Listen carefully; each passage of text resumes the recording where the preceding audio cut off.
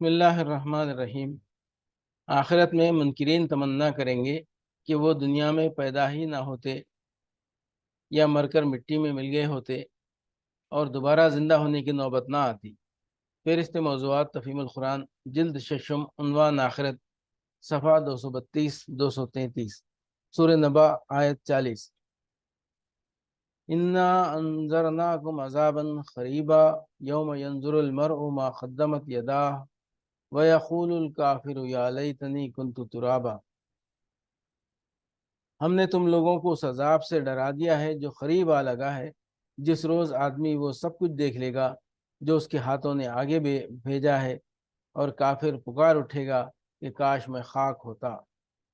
انا انذرناکم عذابا قریبا، ہم نے تم لوگوں کو اس عذاب سے ڈرا دیا ہے جو قریب آ لگا ہے۔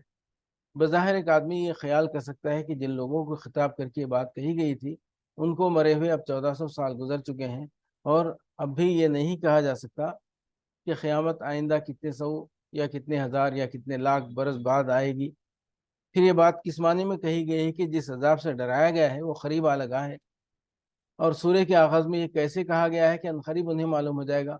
اس کا جواب یہ ہے کہ انسان کو وقت کا احساس صرف اسی وقت تک رہتا ہے جب تک وہ اس دنیا میں زمان و مکان کی حدود کے اندر جسمانی طور پر زندگی بسر کر رہا ہے۔ مرنے کے بعد جب صرف روح باقی رہ جائے گی، وقت کا احساس و شعور باقی نہ رہے گا، اور قیامت کے روز جب انسان دوبارہ زندہ ہو کر اٹھے گا، اس وقت اسے یوں محسوس ہوگا کہ ابھی سوتے سوتے اسے کسی نے جگا دیا ہے۔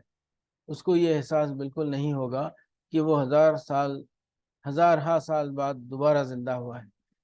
وَيَقُولُ الْكَافِرُ يَا لَيْتَنِي كُنْتُ تُرَابًا، اور کافر پکار اٹھے گا کہ کاش میں خاک ہوتا، یعنی دنیا میں پیدا ہی نہ ہوتا یا مر کر مٹی میں مل جاتا اور دوبارہ زندہ ہو کر اٹھنے کی نوبت نہ آتی۔